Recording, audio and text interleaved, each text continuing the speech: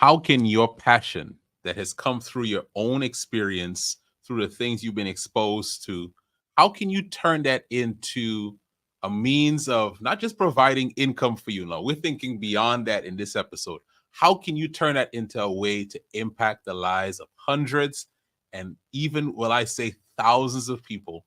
Well, our guest on today's podcast is going to share his story. And let me tell you, it's one that I've had the opportunity of watching up close and now seeing how God is blowing it up. So I want to just introduce to some and present to others today my guest, my friend, Travis Claybrook. Travis, welcome to the podcast, my friend. Kymone, thank you. Thank you so much for having me. All right, let me do some, because Travis is my friend. I don't want to shortchange Travis and not tell you a little bit about the work he's doing.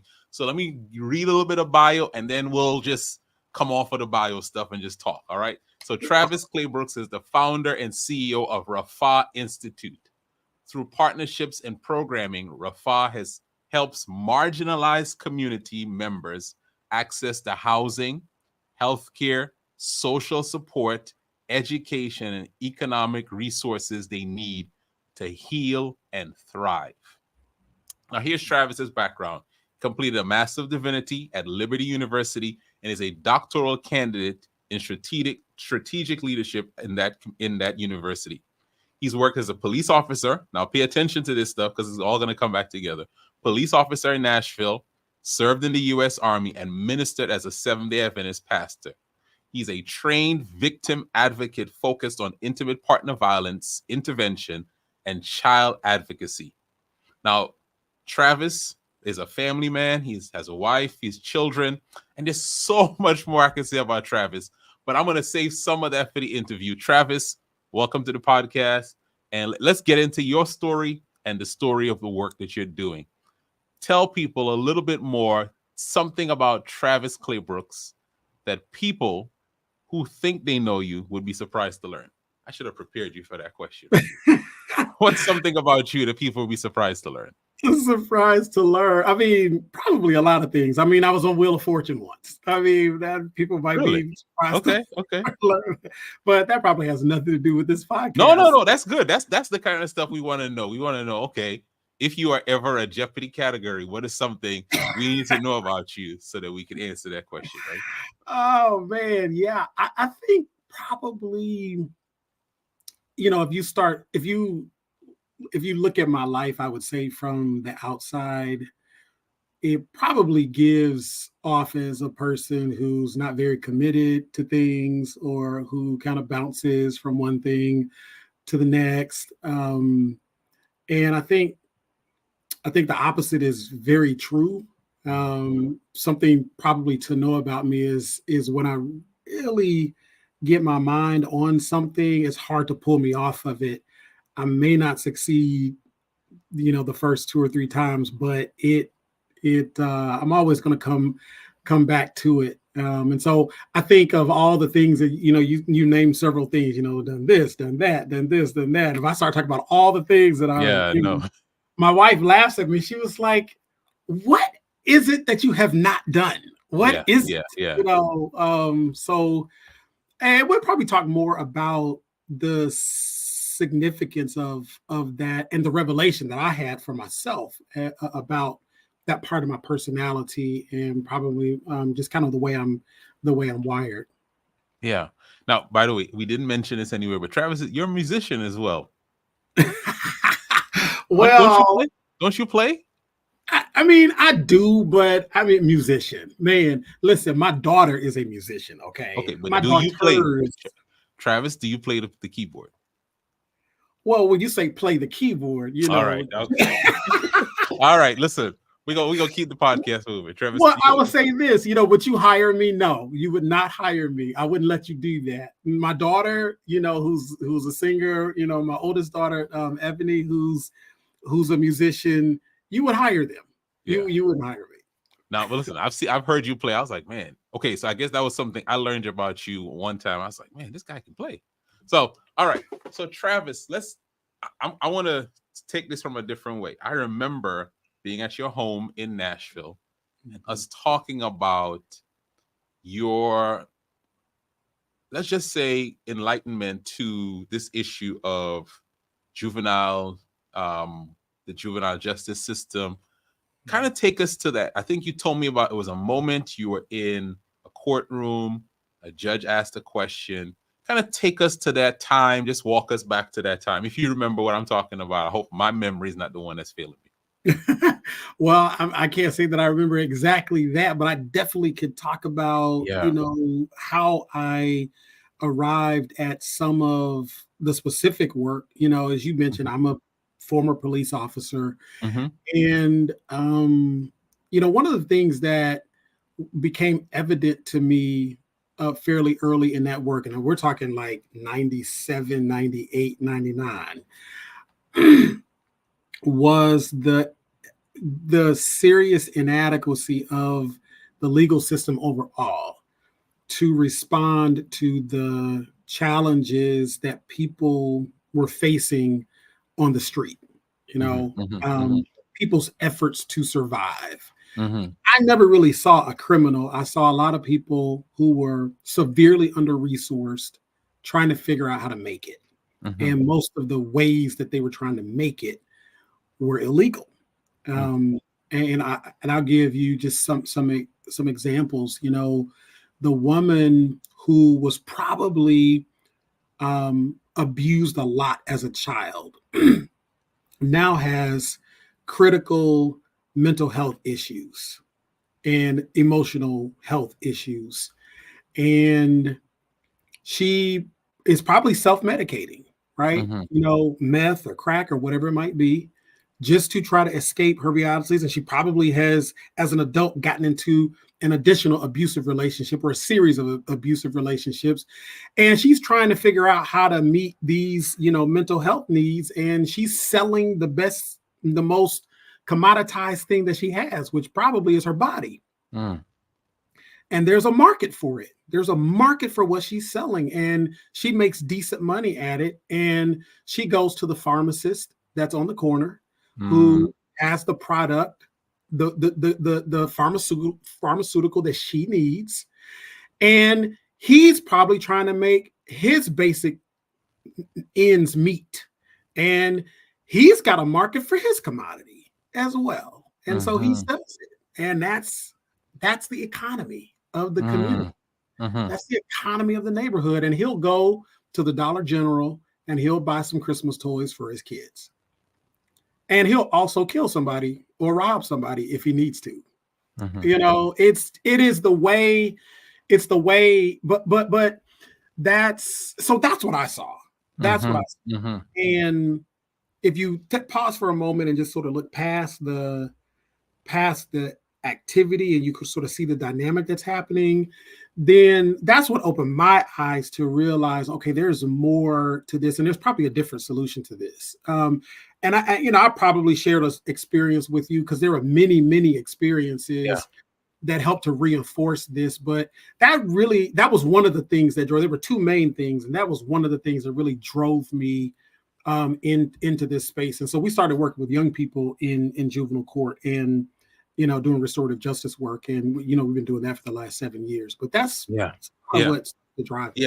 And I remember that because, Travis, you and I, we had one of the things that we had in common was we were exploring the church and what it means to live as the church in the world, what the church's connection to the community should be, and engagement of the community.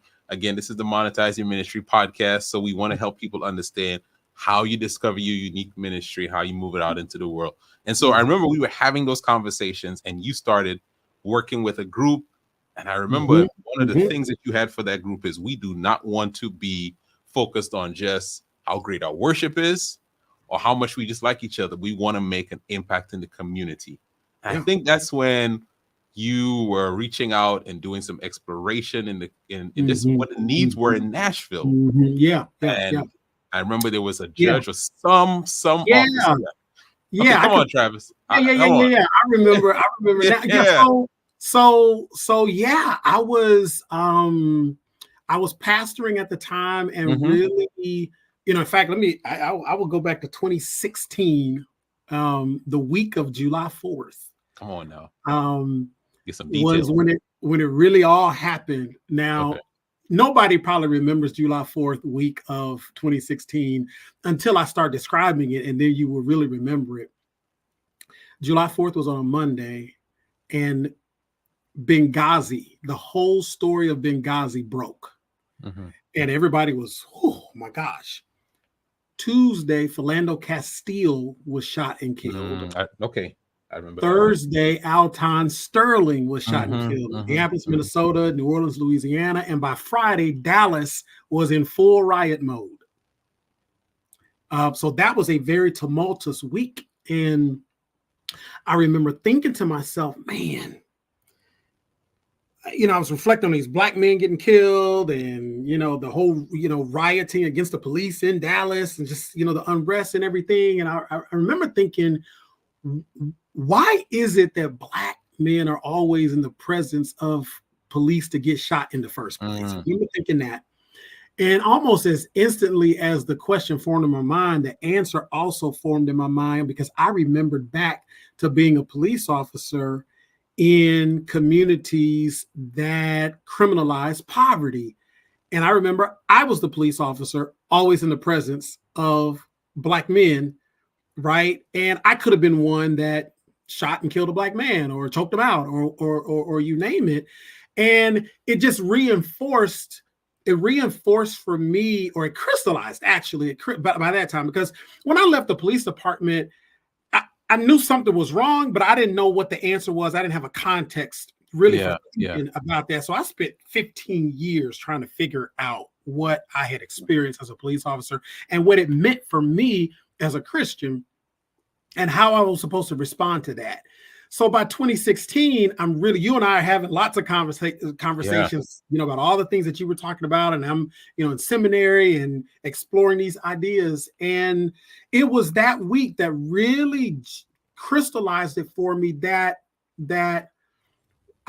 I had to be a part of the work of helping to ensure that people had resources that they needed. Because what I was seeing was a poverty of resources combined with law enforcement was creating just a wildfire for mostly black men getting shot and killed by the police. And that was what started. And so I said, man, I don't know what it's going to look like. My legs are shaking. I'm like, I don't know what it's going to look like. And I had some notions, Raphahh Institute. I tried some things in the past. By the way, I tried Raphahh Institute the first time in 2004 and it failed. So talk about, we can talk about that. That's something I didn't know. I did not know that. So I started, man, I started reaching out to community leaders. I reached out to our city council person, the police chief. I had them come in and meet with all the pastors and other church leaders. And I had one central question of them. If you had a church at your disposal to do with it whatever you wanted it to do in your space, what would it be? That was my question. Because I was looking for a way for us as a church to be involved in this. And Chief Anderson, he came to our church and he met with us and he talked and he, gave us some ideas. I met with the juvenile court judge and some key staff members, and she gave me some ideas. She said, we have a lot of services for the young people, but we have nothing for those families that they're going to go back to when they leave my jail. And so that sparked the idea to say, you know what, because I was thinking incarnationally, go to where the people are, go to where the people are, go to where the people are. Jesus left heaven, came to earth, incarnated. He came to where we were, came to where the problem was. And so we asked the question, well, where can we find the parents all at one time? Because they're all in different neighborhoods. She said, well, they visit their kids on Saturday. And maybe that's the time. So I said, can we have a room in the courthouse and we could set up food and we could just invite them in as they're coming out from visiting their kids at detention, and we could just minister to them or be with them or support them or whatever. We know what we was going to do. And sure enough, come on, that's how the Way Life Church started. We started with that. I remember that. We were, and as a church plant, we were looking for some sort of meaningful way to do life in ministry externally. And so we planted, I mean, I say this tongue in cheek, we planted a church in juvenile court, Yeah. working with parents of kids that were in detention, basically helping to support them in any way that they felt that they felt it was needed. Yeah. Do you think the work you were doing with that part of with the church plant, is that what led to where Raphahh is now? Like, is that like the springboard, kind of like the opening wedge? Yeah. Very much so, because I had a choice to make. I had a decision to make. Was I going to operationalize this? Because as we continue to work with family after family, and we were working with families of kids who were in for homicide, aggravated robberies, weapons, drugs, I mean, all sorts of things, right? And so I knew that there was more that was going to have to be done beyond just setting up here on Saturday afternoon, and providing a meal and having conversations. I knew more was going to have to happen than that. And I kind of had a sense of that anyway before, but over time, and here's how it happened. I went to the judge and I said, Judge, we got to figure out how to keep the kids from coming in here in the first place. Yeah. And then that's when she shared with me that she had this idea about doing this restorative justice diversion, where the cases would bypass the legal system or divert from the legal system and go into a process that could really work with them on accountability, that would work with the victim of the crime, and that would just provide a more robust response to all the parties than the court could provide. And so I was already toying with the idea of starting back up the 501c3. I had a decision to make. Was I going to do this ministry through the church, or was I going to do it through a nonprofit? Mm-hmm. And ultimately I decided for lots of very practical reasons to do it through a nonprofit. Come on, you're going to make me talk about the church today. Okay. No, we're not. But why are you smiling like that? No, I'm going to tell you this though. So this is okay. By the way, I'm smiling for a few reasons. One, because that's what I remembered. And when you first started, you're like, I don't know what you're talking about. Like, but this is what I was talking about. Because I knew there was someone from, it was almost like because of your activity, they were like, this is a need we have, or this is how we can partner. Yes. And what I look at in this, right? When that idea of restorative justice, working with juveniles, when that first came to you, Travis, what was the infrastructure you had, right? Because people look at you now. And the reason I'm doing this, right, our guest is Travis Claybrook from Raphahh Institute. And the reason I want to come back to this is there are a lot of people who are sitting on things just like that. One, they don't know all the steps, because you talked about where you started from. You were just going there. We were providing the first thing they asked us for. Yeah. The second thing is they look at what they don't have. Yeah. Man, I don't have the skills. I don't have this. I don't have a team.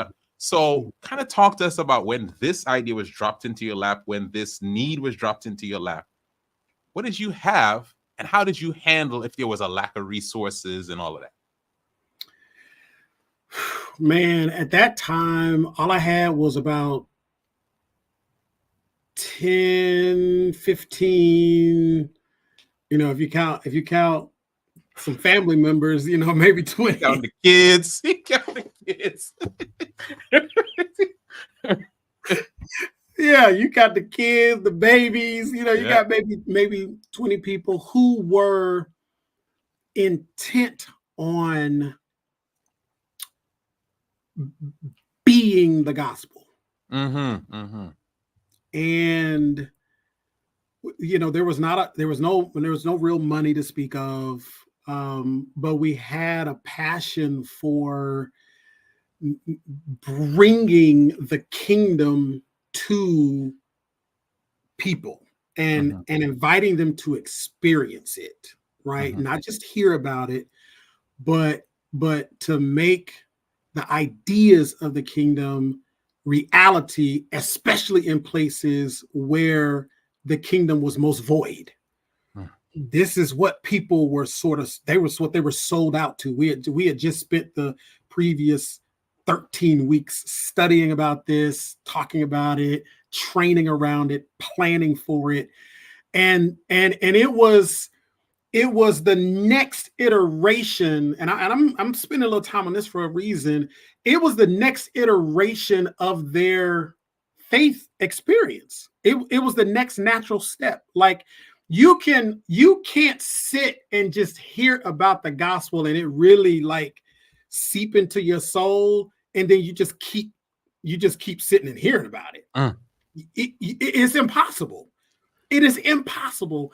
And I think there's a theological principle around it. And God said, and there was Travis to preach now. We're gonna get Travis to preach.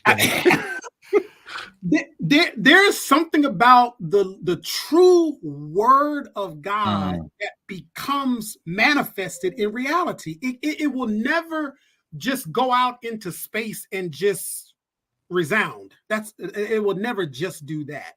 And I think once the gospel really sinks into the soul, it activates. It is going to become flesh. The word will become flesh. It cannot do anything else but become flesh.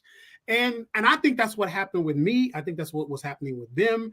Our pastor, Pastor Fordham, and the pastoral team there at our church this is what we were preaching and teaching, and it was just the next natural step forward. So that was the most, I think, valuable and important resource. Wow. The group of people in one accord on a philosophical, and for us it was theological vision and purpose.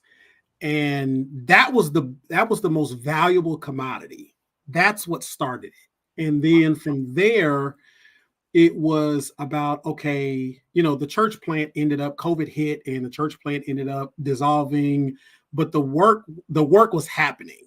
And for me personally, I had to continue in doing that. And so, I set up the 501c3, the business, and so forth and so on, and recruited the money, recruited people.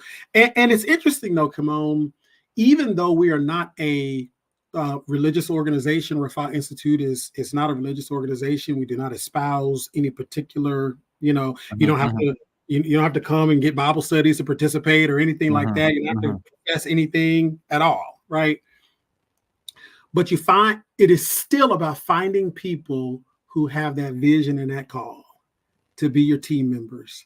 And we don't hire Christians. I mean, we don't hire for Christians. We got people of the Muslim tradition that work with us, people of the Jewish tradition that work with us and serve on our board. We have folks from the LGBTQ community. I mean, all sorts of worldviews, but there are people who are sold out to bringing what I would call the kingdom to life, the gospel to life. They wouldn't call it that. They would not call it that. Yeah. If you pull the parts and pieces off, that's what it is, right? They would probably term it whatever they would term it in their faith community or in their faith, tradition.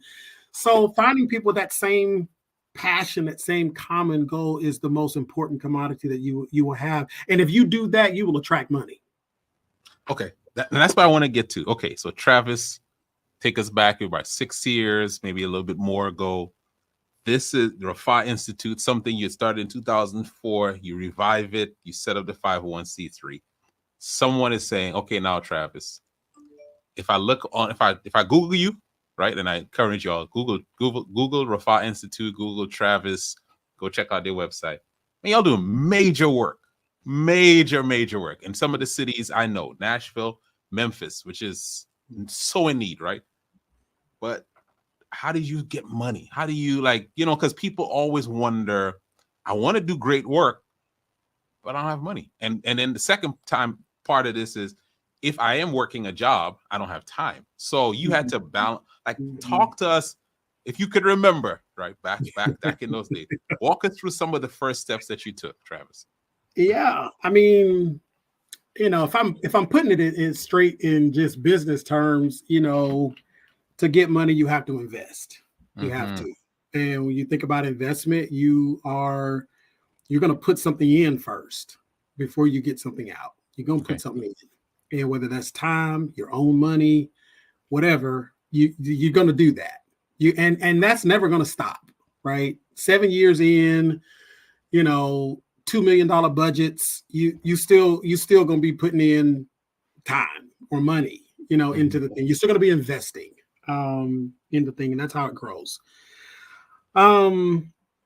We were fortunate enough to catch the eye of the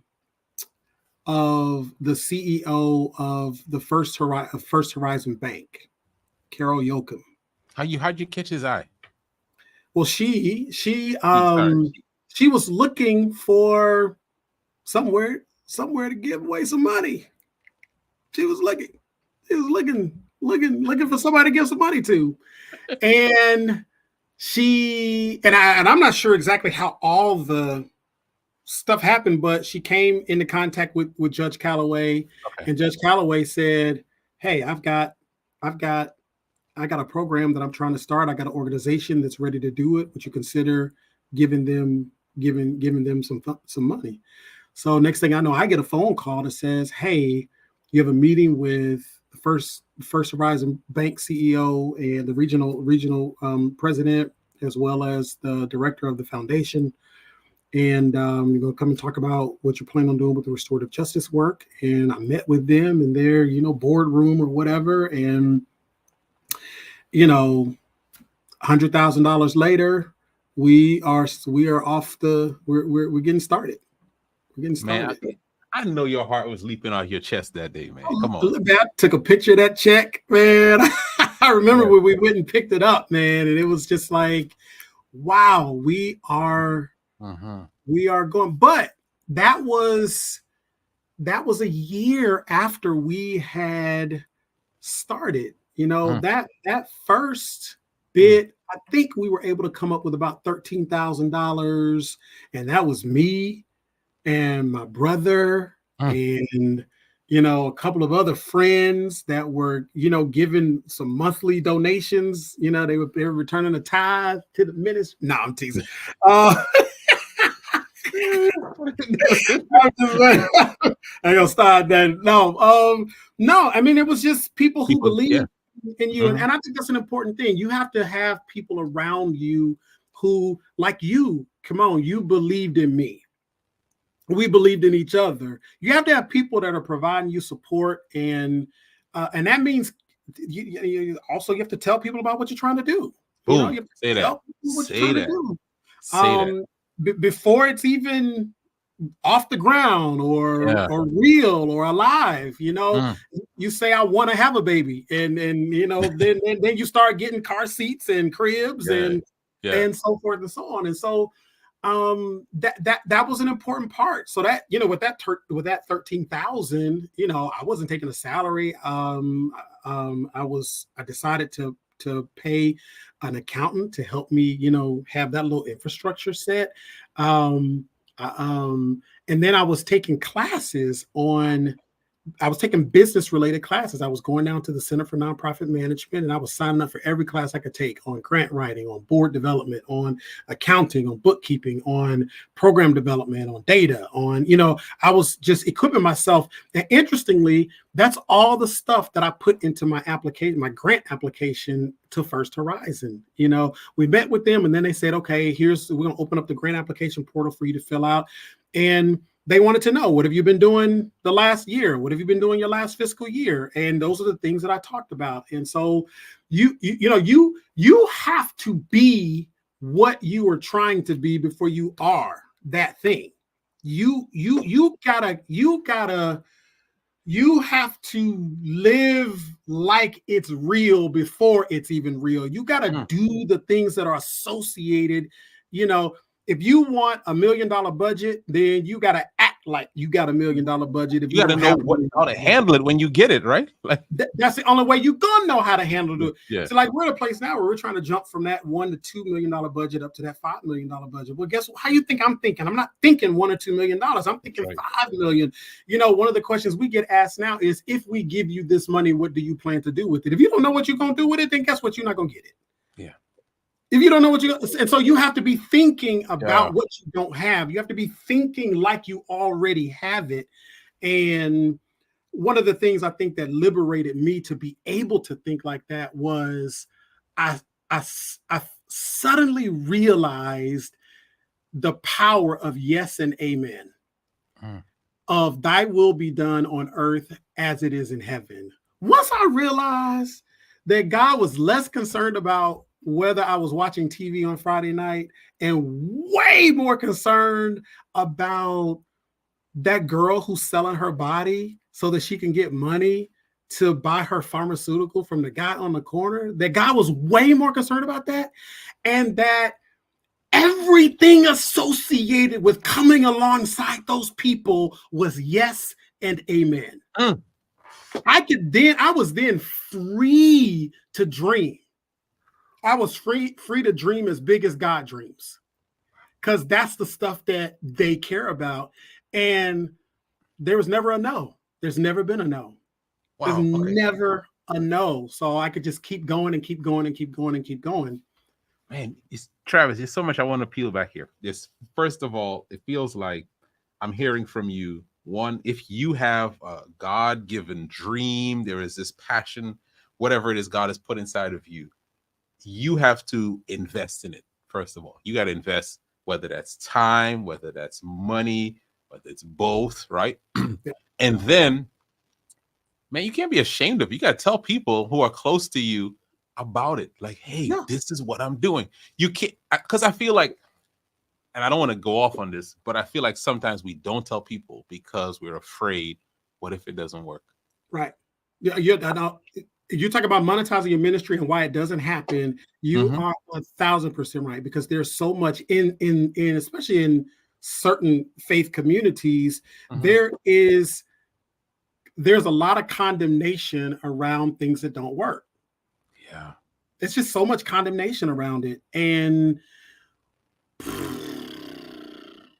when you're experimenting with social causes and trying to, hey, God experimented with the sanctuary, it didn't work. What do you, Travis? Come on, man! Don't get us in trouble, man. God experimented with the monarchy, it didn't work. I think he knew it wasn't going to, but that's of course. Yeah. But my point is that we have to rid ourselves of our relationship, of our current relationship with failure. I feel you. I feel that. You know, it's interesting. Like, it's almost as if failure is sin. Yeah, it's like it's wrong or it's bad.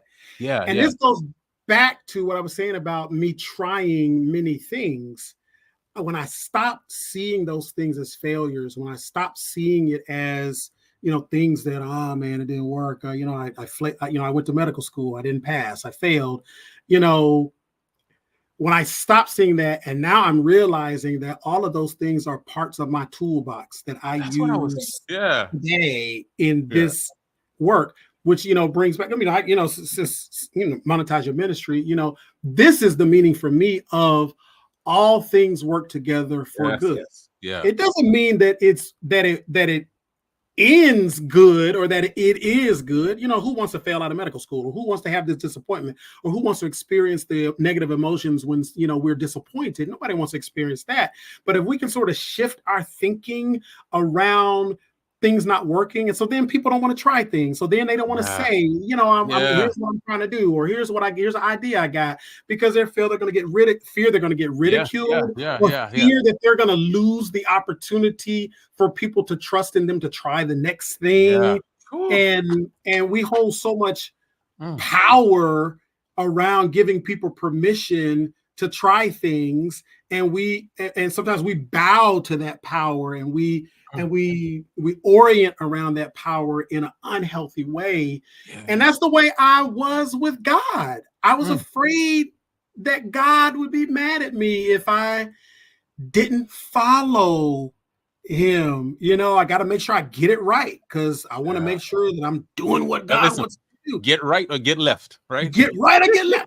I got to get it right. And so we sit and pray and pray and pray and pray, but we don't hoping that we get the right thing.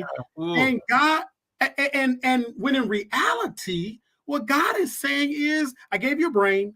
Use it. Go try it. You might get it right the first time. You might not get it right the first time. You might mess up. You might try it in 2004 and it might fail because you didn't know what you was doing. We come back to it. Everything is yes and amen. And that's when you operate in that kind of mental and psychological and emotional liberty. Woo! Boy, okay, Travis, boy, you about to blow the roof off of this one now. And as I hear you, it's like one, you gotta. Prayer, you got to work on that. But there comes a moment where people want to give and get on board when the train is moving. That I don't think you would have gotten the 100,000 from First Citizens. I don't want to mess up that. First Horizon. First Horizon. You would not have gotten that if you were not doing the work you were already doing. If you didn't, you and whoever were there had given that 13 and arranged things with the accountant, and you'd gone through the classes and you'd built that partnership with the judge, like, you would not have gotten that money. Listen, we got the money because the judge recommended us. That's why. Right. Now, she recommended us because she saw we were doing work. There you go. And then when we actually had conversations with the leaders at First Horizon, we had work to show. We had output to show. So it's both. Yes, the power of sharing your vision, because you don't know who is in what room and can have a conversation and can mention a thing and can make a thing happen. So yeah, absolutely. Start working and share your vision. Talk to people. Tell them what you're trying to do. Travis, I mean, I almost feel like I've done a disservice to my audience. We've been throwing out this term for a while, but we have not defined it. Restorative justice. Tell us, educate us about what that means. So restorative justice is it's really an ethos. It's a philosophy, right? It's a philosophy that is rooted in thousands of years of culture in indigenous and First People groups around the world. Right.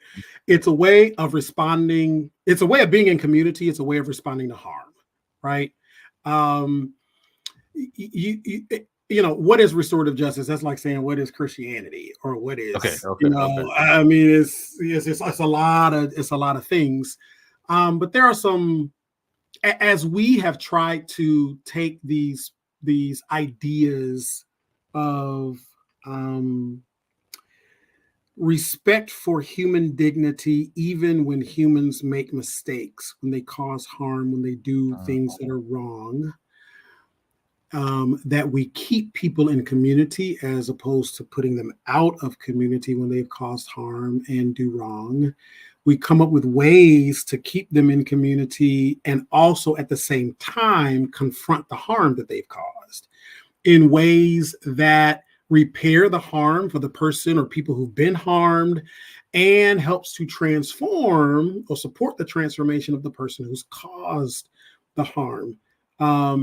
That's the big picture. Now, we practice it at the intersection of the criminal legal system. So a person commits a crime, they've harmed somebody, we divert them from the criminal legal system, invite them into space where we work with the person who's caused the harm and the person who's been harmed. Ultimately, they come together in a conversation to talk about the harm, its impact, and ways to repair it. You can go if you have a Max subscription, HBO Max, Cinemax subscription. Well, a family member does. Yeah. Man, you were at a very serious point, man. I'm sorry. My apologies. If your family member has Yeah. has a subscription and you're able to borrow a password, you can look up a documentary called Justice USA where our work is featured on that documentary. It's in episode 6. It's a 6-part documentary. The Kymone is one of the executive producers. I know you don't listen to Kymone, but you know, I don't even know who that is. your family member might know who Kymone is. But yeah, and we actually, you know, it's documented. One of our cases, a homicide case, a vehicle homicide case, where a young 13-year-old was involved in killing a man, is tracked. Where we work with him, we work with the surviving family members, and they eventually came together to talk about this harm. And we support this young man in his transformation. In fact, both of them, the one daughter and this young man, are going to Washington, D.C. to sit on a panel to talk about their experience with restorative justice next month. So pretty excited. HBO Max. The series is called Justice USA. Justice USA, man. You got to check that out. I was teasing about the other, but for real, folks, check it out. Yeah. Check it out.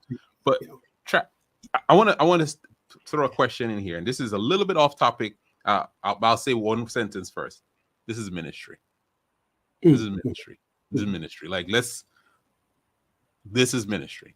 Yeah. Memphis is a city that's very dear to my heart. And, you know, we left Memphis 6 years ago. People always have, like, you know, their narratives, but the crime rate has increased. And so what typically is the response to that is people idle, you know, bad folks, they need to do this, whatever. You know what I'm saying? Like, it's just more policing, more punishment. What might be a different, in terms of your own experience, the lens, the work you've done, what might be a different way to think about and even approach some of these challenges?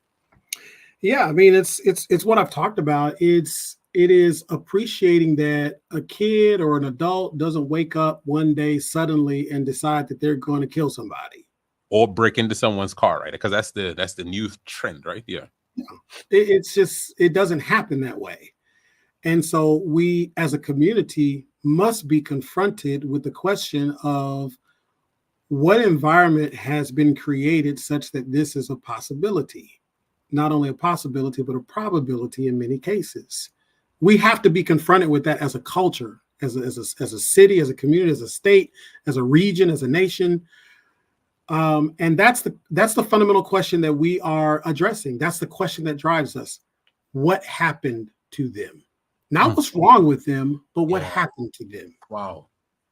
And when we start to probe that question, we then trace all the way back to childhood, you know, and then we get to the parents and we start tracing back to their childhood. And we find this this multi-generational series of consequences, cascades of stuff, which is, you know, and that led us into the early education space. You know, that's our other main program area, Early Embrace. You know, we work with helping to increase kids, especially in public housing communities, access to high quality early education, because we think if we can do that, we will then shortcut the trajectory of kids, you know, entree into the criminal legal system. So yeah, I think you have to fundamentally ask what that flower, that weed doesn't just grow, you know, anywhere. It got to have the right environment. So what is the environment that is allowing these plants to grow? Yeah. If we don't want these plants to grow, what's the soil? And we have to change the soil. Yeah. An eye for an eye, a tooth for a tooth. And he expounds on this Old Testament, you know, concept by saying if someone takes your undercoat, give them your overcoat too, right? If they take your shirt, give them your coat also. And what Jesus is driving, and I think what Yahweh was driving in the Old Testament is if someone takes your eye probe the question about their own sight and whether they had the ability to see, and were they trying to get something to solve a need that they had. If someone takes your coat, your shirt from you, probe the question, why did they take my shirt from me? What need did they have? And what you will discover is that they need an overcoat also. Wow. That is, respond to the need that is, because people don't just wake up and rob people or steal from people or kill people or, rape people. The people don't just wake up one day from a perfectly normal life with all their needs met and suddenly do that, right? So I think going into Memphis, that's our challenge. And, it's a challenge that we have here in Nashville and Davidson County, and that's our strategy. Yeah. So Travis, there's so much you share with us. Where is Raphahh now, and what is Raphahh doing next? Like, talk to us about what Raphahh is doing now. I know there's so much, right? Like, that's probably a whole podcast in itself. But what's next? Yeah. So what we're currently doing is we're continuing our work, our restorative justice work here in juvenile court in Davidson County. We are preparing to launch that work in Shelby County in Memphis, in the juvenile court there. We are expanding into the adult criminal legal system here in Davidson County. And we are, and then we also have our early education initiative. Let me talk just a second about what we're doing in early childhood education.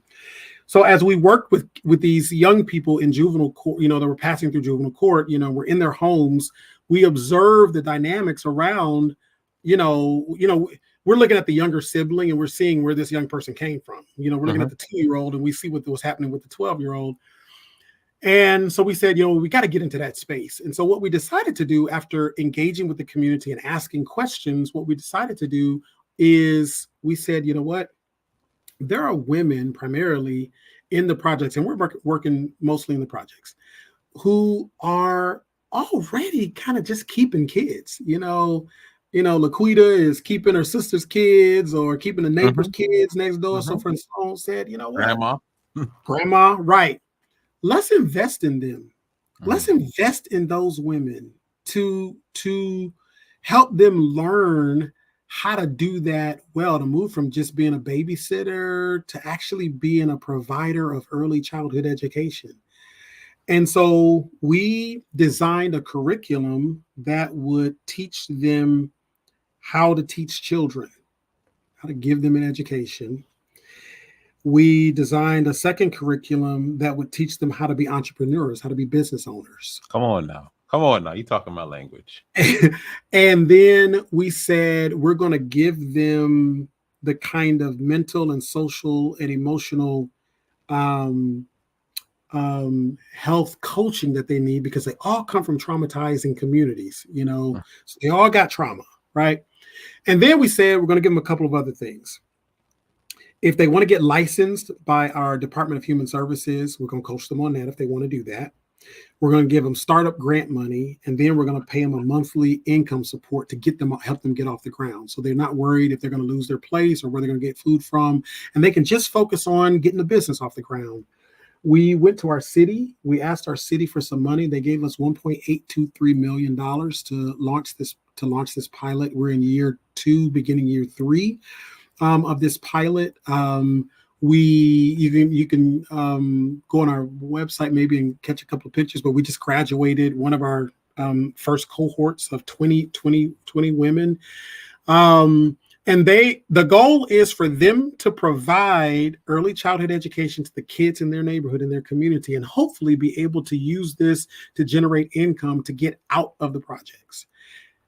The beauty of this is they're providing early education. They're meeting their basic economic needs. And the fact that they're providing early education to children in the community means those parents of those kids now can go out and find work. Yeah. And so it's multiple, it's hitting multiple pieces, hopefully transforming the entire community. So we are launching that. Part 2 of that pilot is launching the same initiative in the Latin-speaking community and in the Arabic-speaking community. Nashville has the largest Kymone Kurd population in the country. and really in North America. So we have a large Arabic speaking community, a large Latin speaking community. So we're launching the same pilot in those communities. So that's what's happening with us now. That's what's happening with us next. And we continue to march forward and allow the needs that we're currently meeting and the spaces that we're currently involving to iterate to us what we need to do next. So that's asking questions, probing, what do you need? Oh, that is so good, Travis. That is so good. That is so good. That is so good. Okay. People need to, folks, y'all watch this.